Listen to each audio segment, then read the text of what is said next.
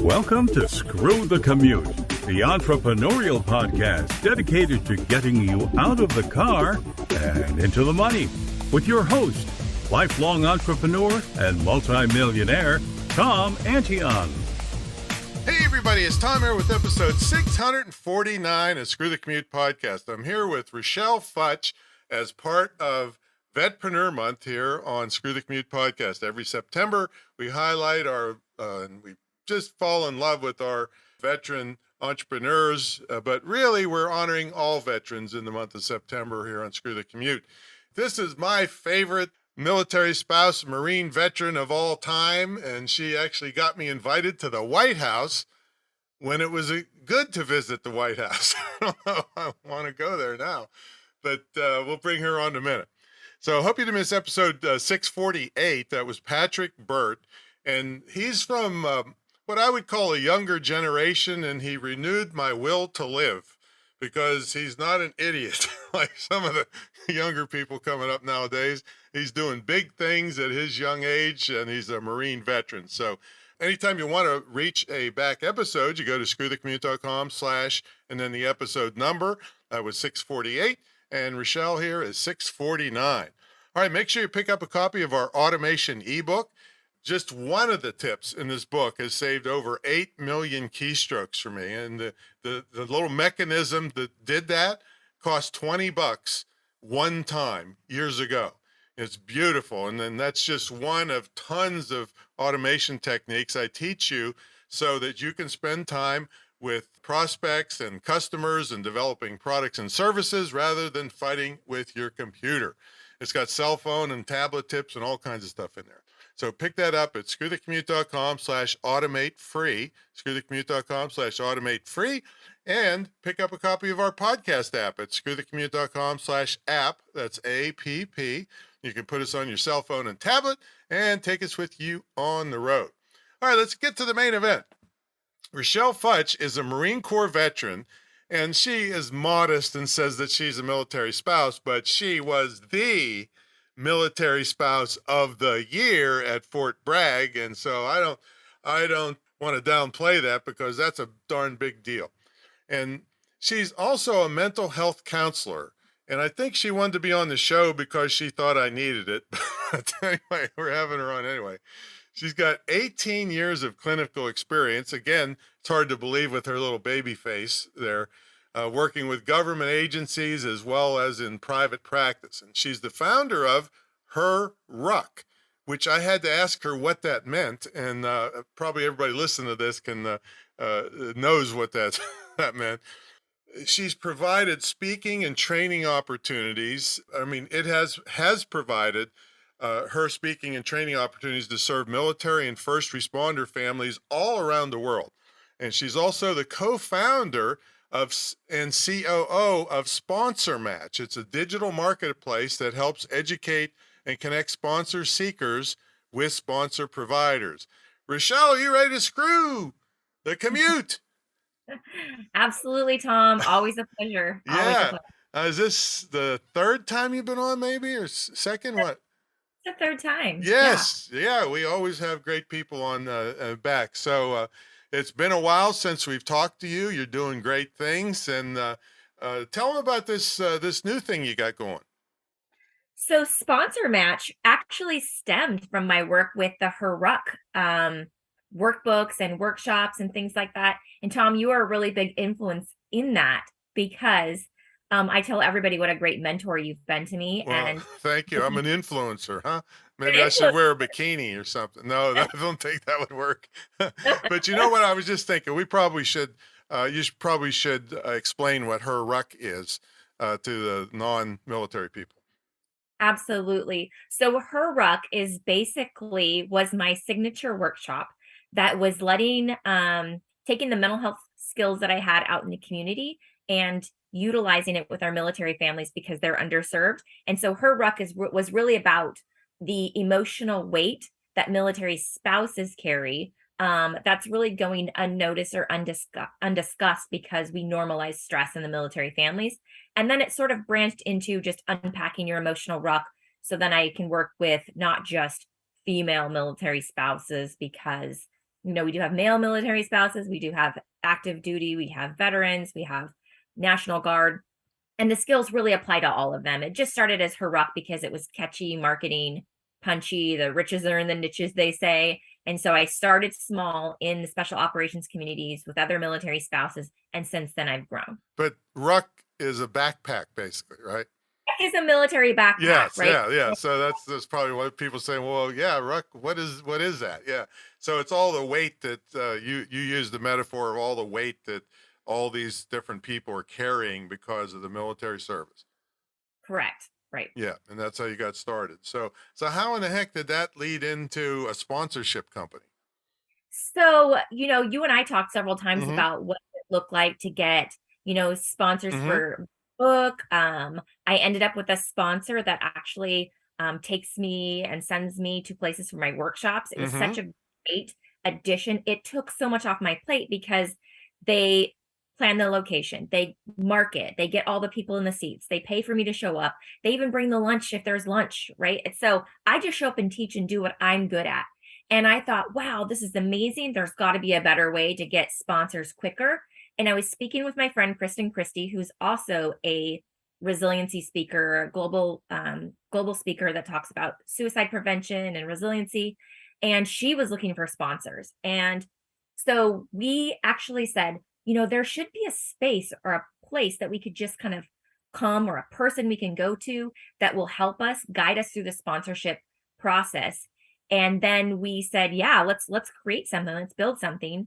And we reached out to my friend Flossie Hall, who we were only like digital friends. We knew I knew of each other through like the military spouse community. And I saw an opening in her schedule, jumped on her schedule and said, I have something to pitch to you, because she has literally landed sponsorships with like Airbnb, Total Wine, all these partnership programs with amazing Amazon, Google, all these things that you can think of. And so she was just really this professional in this space.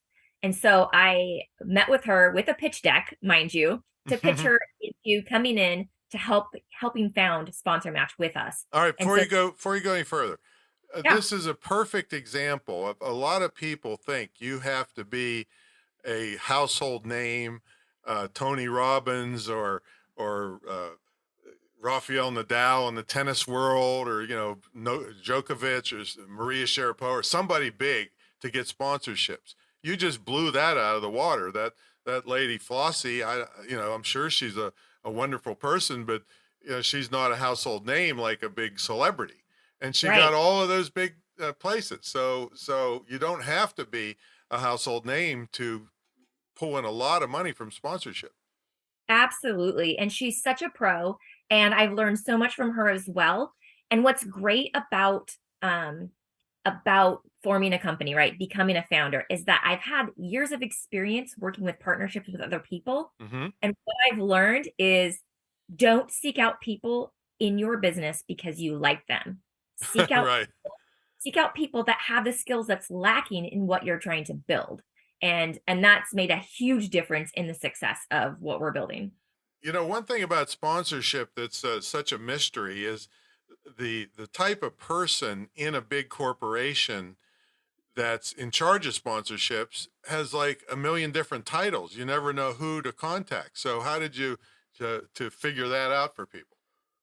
So we are building relationships with all of those people. We're actually spending the time getting to know them. There's some competitors out there in the market, and when we looked at their platforms, it's basically just a landing page with a link to somebody's LinkedIn that may or may not still work there. Mm-hmm. And they're getting tons of members in their site to have this data and this information. And so we want to do it better. And so we're actually reaching out to the companies. We're finding out, we're spending all the time to actually have them in partnerships, because we're solving a problem for sponsors as well. They get so many requests in that they have to funnel through them. They always have a gatekeeper that just kind of kicks you this automated rejection right back. Right. And so what I'm saying is, look, we're going to have a filtered system. We're going to make sure that people are ready and properly ready to pitch for you, instead of coming at with garbage, because they get a lot of garbage that they have to send back because Right. people don't know what they're doing. And so we're actually solving a problem for the sponsors as well, let alone helping companies that don't think that they have those, maybe they don't have $1 million or $10,000 to create a sponsorship program or a community partnership program. We're saying, look, for as little as $100 or $500 or $1,000, you can be a community partner. You can sponsor someone and let us show you what that looks like. Yeah, and shows them the benefits too. Yeah, so sponsorship is.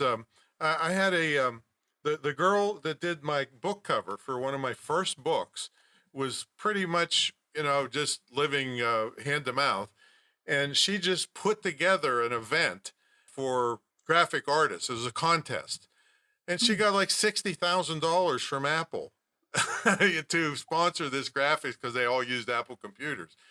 So there's money out there like crazy. And we were talking before that we started about how there's more money because TV and newspaper ads have tanked. So there's more, the people still have marketing budgets and they don't know where to put it. So if you help them put together a package, your chances of success are going up all the time. Absolutely. And, companies don't just want throw up my logo at your event. They actually want to interact and engage, and they want to get in front of either their customers or build authority or name recognition, and not just because they have a banner up. And so people need to get a lot more creative in what they're offering sponsors as well. Yeah. And if you do it right and do a good job for them, it gets so much easier to repeat with the same companies because they have a relationship with you and they know you're going to come through. And that's actually another place where sponsor seekers fail, is that they don't give a lot of deliverables at the end. And so there's not really a tracking system for sponsors and the sponsor seekers once they've partnered together with what actually came out of that partnership. And so we're teaching that. We're giving tools for that. And it's really, really amazing platform. And I can't wait for it to officially launch, because we're just taking beta users in right now. I know this is brand new, but have you learned from, is it Flossie, as you said her name was? Right, Flossie. Flossie. Like, depending on the amount of money, does that change the amount of time that it takes from beginning to actual sponsorship? Every sponsor is different in how quickly that they will actually either release the funds, how long they'll work with somebody. And so it's really, you have to get down to the specifics with each company. Some of them are only spending money in certain quarters of the year. Some of them are spending little bits of money throughout the year. And so it really is dependent. Now, I took a grant writing course and I found out that 90% of the grant and foundation money goes to actual nonprofits. That's not the case in sponsorship. You don't have to jump through all the hoops to be a nonprofit to get sponsorships, right?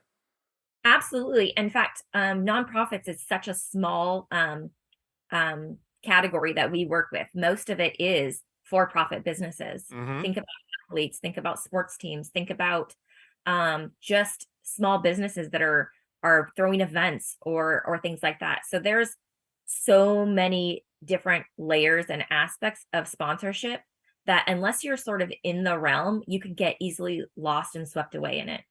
Yeah, and I know this lady, she's a mommy blogger. She had all kinds of sponsorships. Now, none of them are enormous, but a lot of them are non-competitive, so you can have multiple sponsorships. And, and we're tapping into these marketing dollars from these bigger corporations, not their, philanthropy dollars. And so, often sometimes maybe it is philanthropy dollars, but for the most part, it's their marketing dollars. And they want to be trusted by the customers that you're serving as well. Yeah, and another thing, I don't know if you were addressing this or not, but I had technically a sponsorship, but I was a spokesperson. So it was the easiest job I ever had. I got $100,000 from CBS. They owned one of the biggest websites in the world at the time. And I was a spokesperson for them. So I would just go and do speeches on their behalf and show their stuff. And so that's also a thing that technically is a sponsorship. $100,000 is $100,000 for doing the things I was doing anyway. Yeah, so. Absolutely. And you'll see that labeled a lot of times as influencer, or yeah, ambassador. nowadays. Yeah. Nowadays, it's like influencer and ambassadors and things like that. But Yeah, isn't that a great way to do it? You're already there. You're already speaking. Hey, by the way, could you talk about us while you're there? Mm-hmm. Yep. Yeah. And now, are you going to use a lot of this stuff for your own? I mean, you're getting to know all these people. They ought to shovel some money to you. I mean, I wouldn't say no to that. And let me tell you another story about one of my students. He had a friend that was a big executive at a big insurance company, which will go unnamed here. But this guy was doing this project for kids where they're going to make bears, and I don't know all the details to it, but his executive friend in this big insurance company told him to figure out the budget, how much money he needed, and that the executive would help him tweak the proposal and get it to the right people. Beautiful, right? So Mhm. my student figured out he needed about $100,000 to do what he wanted to do. And so he takes it to his executive buddy, and his executive buddy says, "Oh, man, if you don't come in at least $250,000, they won't even think you're serious." Wow. These companies have more money than God. I did a speech one time for a big pharmaceutical company. They spent $1 million on the lunch. Now, I didn't get $1 million, but I mean, they had bands and stilt walkers, and they were just courting all these doctors. You don't want to, you got to really be realistic with your budget, and don't try to penny pinch where you can't come through. Make sure there's enough money, because to them, it's nothing. An extra 10, 20, 30,000 is nothing to a major corporate, billion-dollar corporation, but to you, it can mean success or failure if you don't get enough money. Right. And I think a lot of times, you're getting a lot of ethical people in the door who want to provide great value to these sponsors, Hmm. right? And Yeah. so they are underselling or undervaluing their offer just because they're trying to be good people and they're saying, well, this is a great opportunity. And then they don't end up with any money in their pocket from this experience. And so they're breaking even. And that's not the goal, to break even when you're throwing an event or you're throwing things too. Especially with all the work involved to do it. That's your time, that's your energy, that's your expertise. And so you do want to actually make money in a for profit, right? That's what you're there for. Okay, so now, how is your new business structured? How do you make money? Do you get a percentage of the stuff, or do they pay you for training, or how does it work? So we are a membership platform. We're launching with a free membership first for our educational platform. Hmm. And then what we'll do is we will bring in master classes and some other really specialized abilities like templates and things like that. And so we will be a membership platform. We'll also get a platform fee. We'll have a promotional products business on there. So we're gonna make money on this, and we want to make sure that the people are utilizing what we're giving them so they're successful. We're only successful if they're successful because that's what's going to keep them coming back month after month to us. But do you get a percentage when they land stuff or not? When they do, we will have a platform fee when they do the transactions on our platform. Yeah. Got it. Yes. Yes. And are you going to bring in experts like me to help? I would love to. Yes. Yes. You are on my list. Yeah, I'll do anything I can for you and your group. Boy, this is such an interesting thing, because you're a mental health expert for 18 years, and you're doing just the straight thing that really, I mean, I'm sure there's a lot of psychology to it. There's going to be a lot of mindset of the people that, like you said, they're going to undervalue themselves. So when you put your mental health skills to get people in the right mindset and tie them into where they can get big money, oh my God, what a great thing. Great Well, thing. I'm glad that you see that connection Hmm. because it's hard to really show that on my LinkedIn or my website, these different arms that I'm in business, because they do seem like they're like, what does a mental health counselor have to do with sponsorship? And Exactly. unless you hear my story of I use sponsorships in my mental health business, then you may not know how that relates. And I'd love to see. I don't know if you have the website built yet, but a video that's telling that story. But not only are you using sponsorships, but about undervaluing what you have that these big companies want, and that's a mindset thing, and that makes you uniquely qualified to do this thing. That's a great idea. I do have a marketing video coming up soon. I'm heading to San Antonio with Warrior Rising for a business shower, and one of the things they're giving us is a marketing video, so I could script something out All that right. would So, yeah. So, what I suggest is that you make half of your hair blonde and half red. that'll really stand out, won't it? Yeah. Well, I'm teasing her because I, I see her sometimes blonde and sometimes red. I don't know how many, what's the range that you use in your hair? Usually, so I'm naturally a redhead, and then sometimes in the summer I'll go blonde, and I'll like it, and I'll go even blonder, and then eventually I roll back to red. So you will see that transition Yeah. around. Maybe the video people can make like a blinking, it blinks blonde and red in your hair. Little montage. Yeah. Now you've recently, I don't know how recent it's been, but you moved to the West Coast from where's Fort Bragg? Charlotte, or where is it? Fayetteville, North Yeah, Carolina. Fayetteville. Yeah, Fayetteville. So was that a big? Well, you're from there originally, but it's changed quite a bit since you were grew up there, right? Yes, we moved back, I would say December of 2020. And so we had to PCS, which is permanently change of station for military folks, um, during the pandemic. So that was a bit of a challenge as well Oh, because they shut down. It was really difficult, but we were coming home. So we're both from Washington State. It's really nice to be around family. It's nice to be in the Pacific Northwest. And there's also some challenges as well.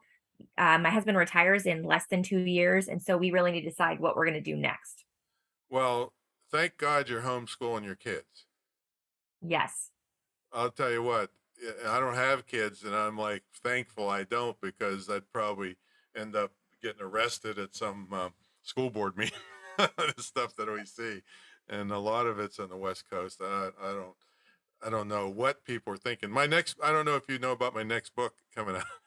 It's the title is Highly Educated Idiots. That's the title of my next book. I've been working on collecting all these people, and Get it out by Christmas. So for stocking stuffers. yeah, yeah. I mean, I saw the governor of Oregon come out and say, you know what? We're not going to have kids pass any more math or reading tests to get their high school diploma. I mean, Remember that. highly Yes. educated idiot. Baltimore, they surveyed 600 high school kids. Only 12 out of 600 could read at their own level, and Oh, hundreds of them were at kindergarten level. I mean, so that's thank God your girls are under your wing. Do you still have tutors coming in and stuff? I have not had a tutor come in for the last year. I've just been doing it with them, and my older daughter is about to be 11, and so there's some of the curriculum that she can guide with the younger ones. Oh, that's So nice. I always think it's good to give the older kids some responsibility Yes, and some teaching down just to elevate their own skills and things like that and responsibility. absolutely. I mean, yeah. So one of the things I rag on parents about is making things so easy on kids that they're entitled and they never have to to take care of anybody else, and it's all about them. So you're just a model mommy over there. I tell you what. Thank Yeah, as tough as you are, a Marine Corps vet, that's why I'm scared of you, kind of.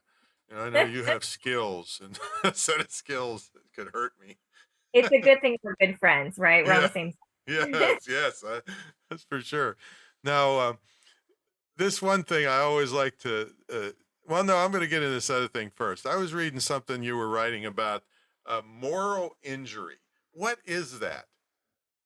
So moral injury is this sort of outcome when someone is in a position that makes them act against their values or the morals that they hold dear, and then something happens. So, maybe they have the value that they don't hurt other people, and that's based on their religion or whatever that might be.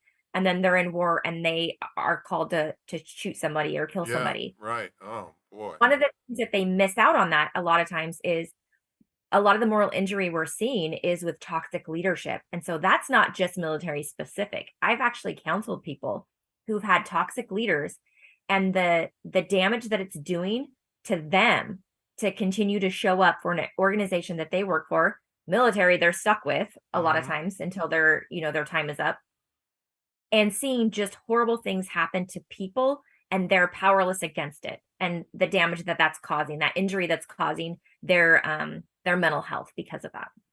Yeah. Wow. Yes. And what a tough position to be in. How do you help people with that when they, maybe they're making a lot of money and they're needed for their family, so they feel like they can't leave. Do you tell them go ahead and leave anyway, or what?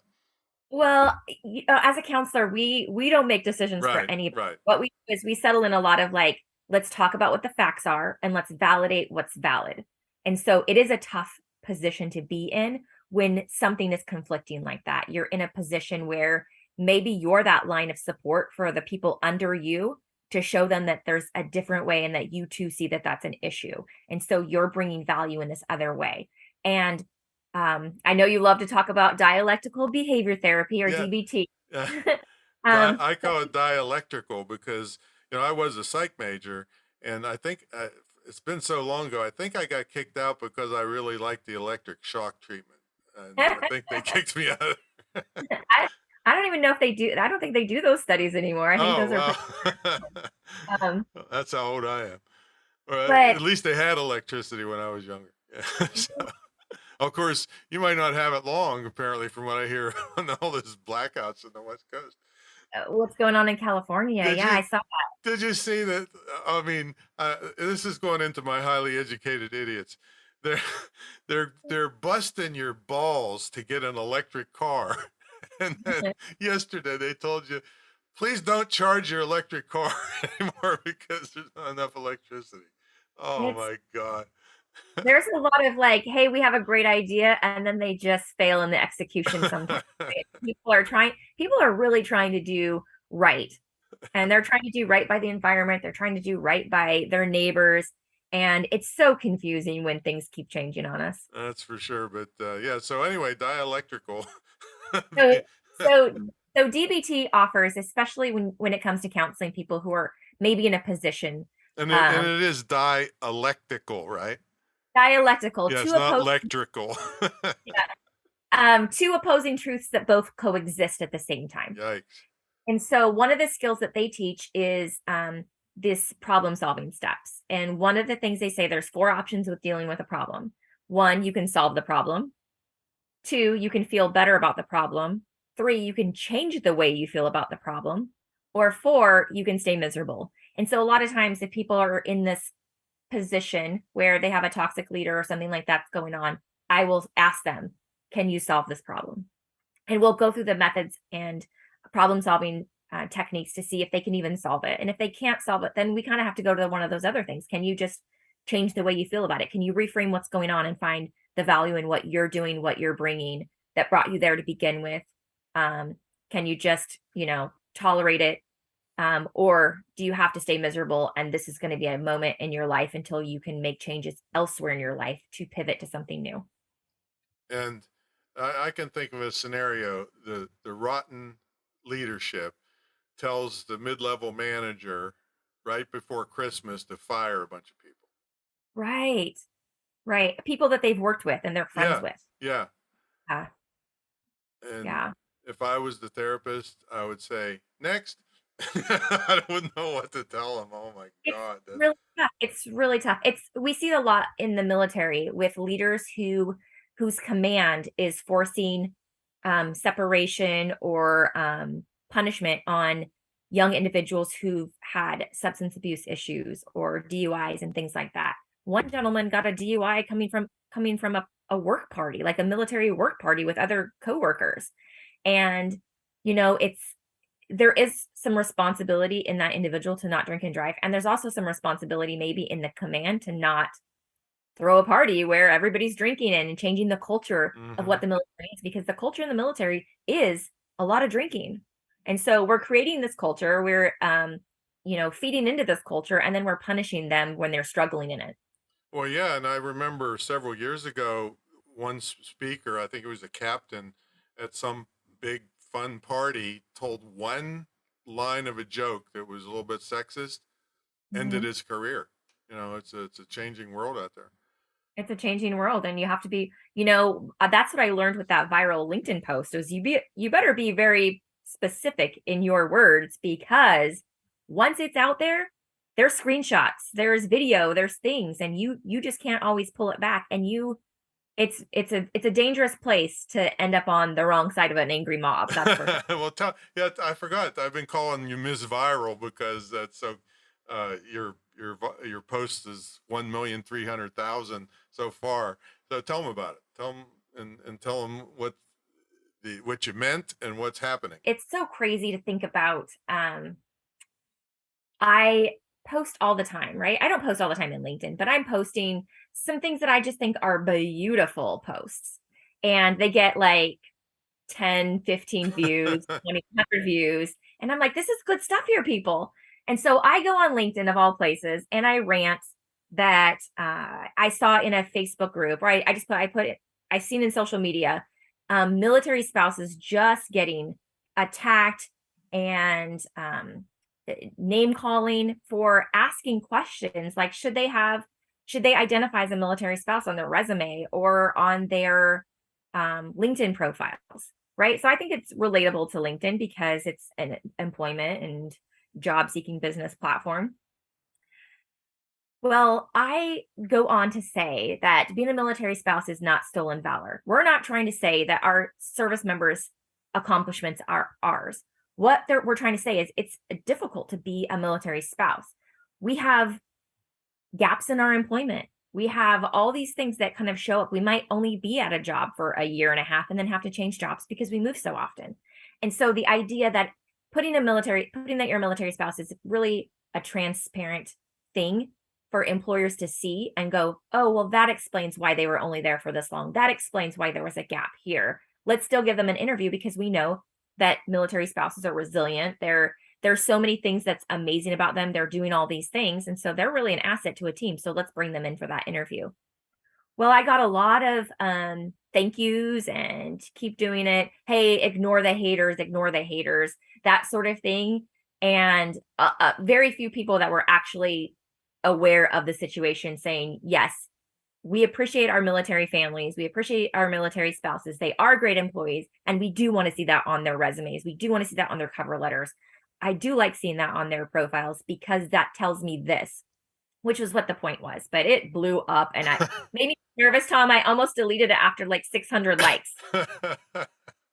Oh my God. Yeah. People would beg for 600 likes on anything. The haters are jerks to me because I know, and not that I'm in there or pretending that I've even experienced it, but I've been around it enough. I live in the probably the biggest collection of military on earth in the Norfolk, Virginia area. And these assholes, I mean, many times the military spouses are working harder than the military person because they're doing the plumbing at the house, they're taking care of the kids, they're doing the homeschooling, they're doing paying the bills, they're doing way more than a lot of the person in the service is doing. So they're assholes. So I'm glad it went viral, and I'm it's going to keep going viral, and you're going to get way more positivity out of it than the idiots, for sure. So, I will give credit to a lot of the veterans, a lot of the military personnel coming in and saying basically that, look, my spouse has it way harder than I do.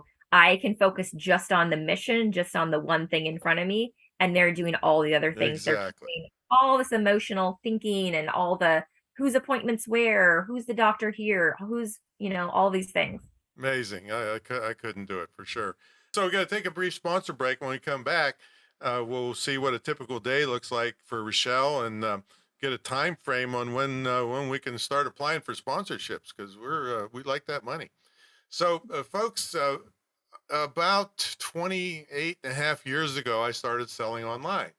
And after about 10, 12 years, I got this thinking, we're getting surrounded by scammers and just getting the legit people are getting lost in the noise. And I said, I got to set myself apart. So I went through 3 years of licensing to get license for the only licensed dedicated internet and digital marketing school in the country, probably the world.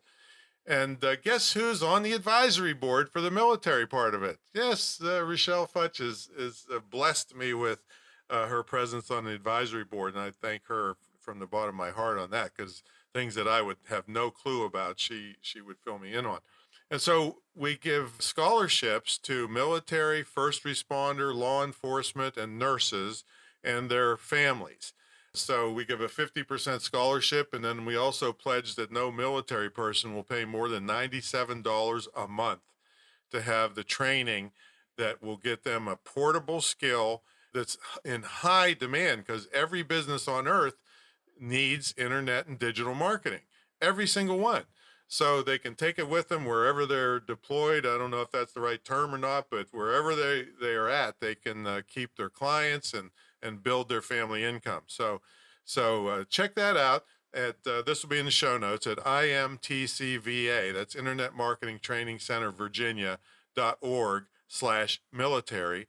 You don't have to live in Virginia. It's a distance learning school, so not only can you learn remotely, you can be hired and get a good paying job or start your own business remotely.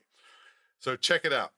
All right, let's get back to the main event. We got Richelle Futch here. I tease her unmercifully about her varying hair color, but I love her to death. She got me invited to the White House, and we talked about military spouse employment, and she's got this beautiful new business that I'm really excited about. Got plenty of people to send her when it's full swing. So Richelle, tell us when that thing's going to get going, and then tell us what a typical day looks like for you nowadays. Sponsor Match is about 3 weeks away from being really live. Oh, And well, then it might be playing by the time this thing goes. Yes. might be playing by the time you're there, by the time this plays. We do have a site up right now where you can just sign up for our beta users. Mm-hmm. I think by the time this airs, I think we'll be taking people into the educational platform. And so please come check out, it's sponsormatch.us. Oh, okay. All right. I'm sorry, I said .com, I think. .us. Okay. .us. And they will be able to check that out. And then a typical day for me is, honestly, Tom, I do a lot of time blocking. Mm-hmm. And so usually the mornings is school, like homeschooling stuff. All right, And but then, go before that. Do you get up early? Do you have a morning routine? What do you eat? How's it go lifestyle wise? I'm definitely not the health. I'm not a health expert, so do not follow any of this because I'm probably not the healthiest person. I will wake up around 7:30. Mm-hmm. I will, make sure the kids have stuff to eat. I'll start getting the house kind of ready and awake. We will do school for a couple hours, because when you're homeschooling, you only have to do a couple hours because it's so one-on-one. Mm-hmm. Then I will, we'll get to the household chores. Everybody has their household responsibilities that they need to do. And then I go in and I do a lot of work. I take a couple breaks and we go, like a couple days a week, we have the YMCA, a couple of days, we have gymnastics in the afternoon or soccer in the afternoon, sports, things like that. I didn't know you did gymnastics and soccer. Well, the kids, kids. I get it. I am the chauffeur until one of them gets their driver's license. I wanted to see you flipping down the street. Yeah, that'd be interesting. When I hit 40, Tom, I had a You never hit 40. Who are you trying to kid? You look like you're 12 years old. Well, I appreciate that. I think with my 40th birthday, I got all these ailments and injuries and joint. So that's automatic. That's part of life. Yeah. I don't spring. I'm not as sprung as I used to be. All right. So soccer and gymnastics. Yeah. Each day might be a little bit different, but I have my work hours that are time blocked. And that's where the kids will do like their independent, like their math workbooks that they need to catch up on, or their English language things that they can do independently, like reading stories and rewriting the stories, or doing their book reports or summaries that they need to do for that. So they have independent skills that they can do while I'm in my office at home with my individual clients or working on sponsor match things. So you're actually doing the homeschool work rather than some of the people that just pretend to do it and just so they don't have to go to school. Yeah. I can't even imagine if my kids weren't engaging in something. Like what would they be doing all day? TikTok. Ugh, no, we're not doing that. I get no, I'm serious. Yeah, that's I found out recently that TikTok in the United States is not the same as TikTok in China. Like TikTok in the United States is all crazy, ridiculous stuff, and TikTok in China is like science projects and all studious kind of things, and they're only allowed to be on it like 1 hour a day. So somebody's trying to ruin our youth over here. We're doing it wrong. That's for sure. But there's lots of dancing, so I guess if their bodies are moving and they're dancing, that's great. And Well, it what else? depends on how they're dancing and how much clothes they have on. Yeah, That's two different and things. and it can't just be your only thing. There has to be something else. And so I always like to expand that and say, and what else? What else are we Mhm. doing? Yeah, beautiful. Yeah, you're really growing some beautiful young ladies there. Great. So, like I said, hopefully that'll be ready to roll. Sponsormatch.us. Your site is RichelleFutch.com, right? Correct. Yeah, it's RICHELLEFUTCH. And one time I was talking about that, and I don't know, the audio quit out and after the first two letters of her name, and I said FU. so, so it's FUTCH. So I'm so glad to catch up with you. I just love you to death and all the great things you're doing. And definitely I want to get involved in this, help with this sponsor match thing, because I've been promoting sponsorship stuff for years and years and years. So this is a beautiful service you're doing here. So thanks so much for coming on, kiddo. Thank you, Tom. And absolutely, I already have you on my list of professional experts to come in to do a masterclass. Well, I might come in and use your service too, because I've got plenty of things that are sponsorable, and just rather have somebody else pointing the way out, so I don't have to spend the time figuring it out myself. So beautiful. All right, everybody, this is part of Vetrepreneur Month. We love our veterans, all our veterans, and this is specifically veterans that are entrepreneurs. And we've got a lot more great episodes coming up, so check it out. We will catch you on the next episode. See you later.